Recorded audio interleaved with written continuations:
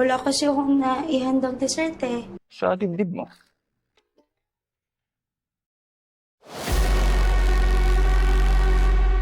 Nagsimula ang palabas sa pagpapakita ng kaluluwa ng isang lalaki na pinagmamasdan ng mga nakakakilala sa kanya. Siya si Rick, isang mayamang binata na kilala na mahilig sa mga chicks at hindi alam ng kanyang ate na isang madre kung kanino ipapamana ang kanyang kayamanan dahil hindi siya nakagawa ng last will and testament bago mamatay. Ang tanging iniwan niya ay isang USB flash drive para sa kanyang ate, ngunit walang nakakaalam kung ano ang laman nito. Upang malaman kung sino ang dapat magmana ng kayamanan, nagtanong ang madre kung sino ang dating kasintahan ni Rick. Isang bakla ang agad na tumayo, umaasang mapili. Laking gulat ng madre at sinabi niyang hindi mahilig sa pangit ang kanyang kapatid. Napansin niyang may ilang magagandang babae ang nagtaas din ng kamay, kaya tinawag niya ang mga ito at tiwalang isa sa kanila ang minahal ni Rick. Sinimula ng madre ang pagtatanong sa mga babae kung paano nila nakilala si Rick. Unang sumagot si Lana Rose na nagkwento tungkol sa araw na nakita siya ni Rick sa isang coffee shop kasama ang kanyang assistant. Na noon ay pinapagalitan siya ng kanyang manager at napansin ito ni Rick. Dahil nagandahan siya kay Lana, nilapitan niya ito upang subukang ibsan ang kanyang nararamdaman. Ngunit dahil pangit ang mood ni Lana, hindi siya ganoon kadaling nakipag-usap. Sinabi ni Rick na kung mapapasaya niya ito, papayag ba siyang makipag-date sa kanya? Pumayag si Lana at nagpakilala kay Rick, ngunit hindi mawari ni Lana kung papaano mapapagaan ni Rick ang kanyang kalooban. At biglang kinuha ni Rick ang kanyang cellphone at may tinawagan. Ilang minuto lang, dumating ang may-ari ng coffee shop at laking gulat ng manager nang ipaalam ng may-ari na siya ay tatanggalin na sa trabaho at sila na ang papalit sa kanyang posisyon. Napaiyak ang manager habang lumapit si Rick at tinanong si Lana kung napagaan na niya ang loob nito.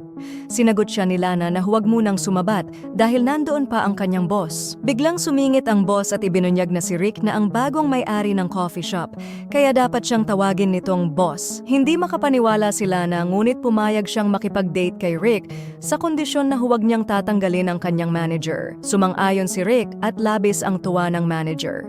Nag-date ang dalawa sa coffee shop kung saan nagsimulang magkwento si Lana tungkol sa kanyang buhay. Isa siyang working student na nais makapagtapos ng pag-aaral. Ipinangako naman ni Rick na bibigyan siya ng maraming trabaho upang matustusan ang kanyang pangangailangan.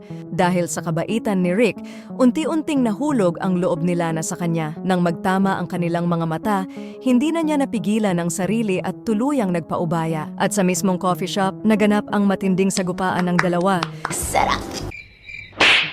At simula noon, opisyal na silang naging magkasintahan. Sunod na sumagot si Mia Kalisa na unang nakita si Rick habang nagwewelga sila sa labas ng kanyang opisina. Sinigawan niya ito, ngunit nang lumingon si Rick at makita ang dalaga, nabighani siya sa ganda nito. Pinatawag niya si Mia upang pag-usapan ang problema ng mga empleyado at agad itong tinugunan. Dahil sa kagandahan ni Mia, nais ni Rick na mapalapit sa kanya kaya inalok niya itong maging sekretarya, ngunit tinanggihan siya ni Mia. Kinabukasan, sinimulan ni Rick ligawan si Mia, ngunit hindi niya agad ito napasagot.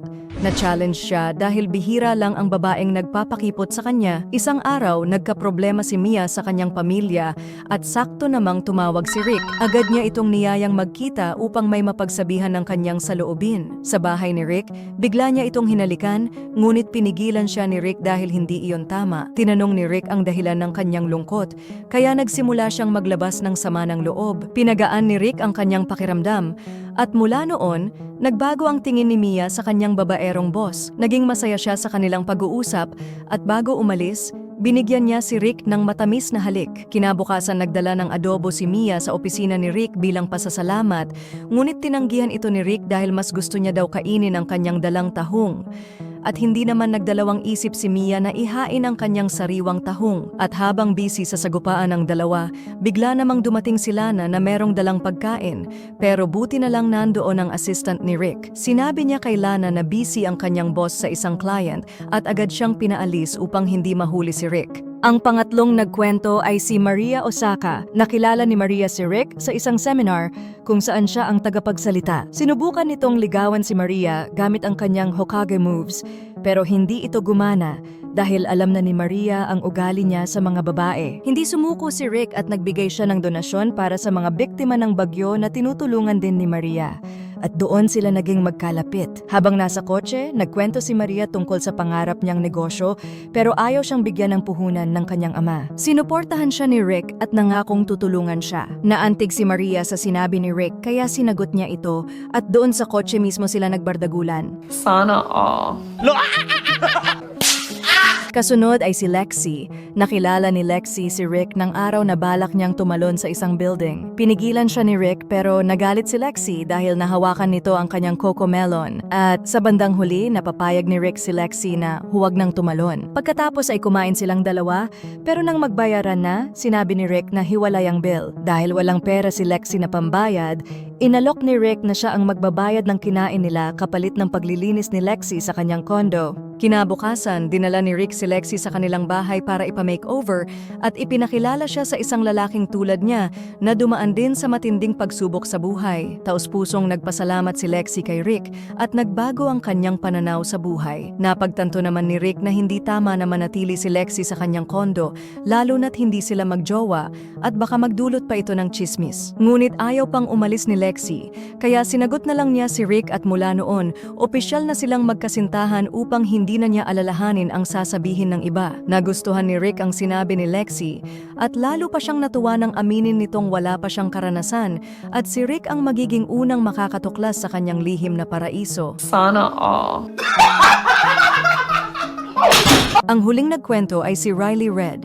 Nagkita sila ni Rick nang pinapagalitan siya ng isang contestant sa beauty pageant. Nagalit si Rick sa inasal ng contestant kaya't pinagtanggol niya si Riley. Ipinahayag niyang isa siya sa mga sponsor ng pageant at tinanggal ang malditang contestant.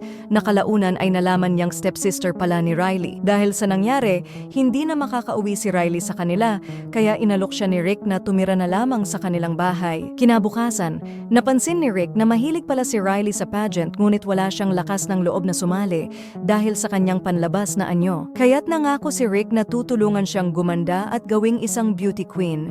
Agad niyang pinatawag ang kanyang mga kaibigang bakla upang sanayin si Riley.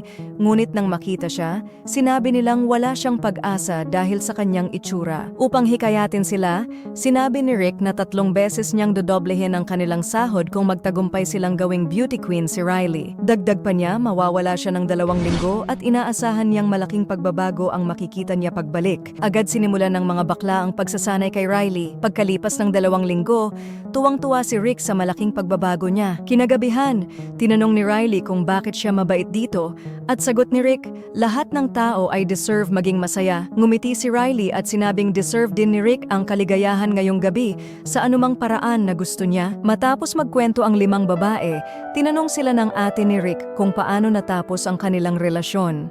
Sabay nilang sinabi na niloko sila ni Rick. Humingi ng paumanhin ang ate ni Rick at sinabing minahal sila ng kanyang kapatid. Pinanood nila ang USB flash drive na iniwan ni Rick kung saan humingi siya ng tawad at sinabing pantay ang pagmamahal niya sa kanilang 5. Dahil dito naiyak ang ate ni Rick at napagpasyahang ibigay sa kanila ang lahat ng pera at negosyo ni Rick. At sa huli nagkasundo ang 5 at naging matalik na magkakaibigan. So please, sa parakaray, whatever.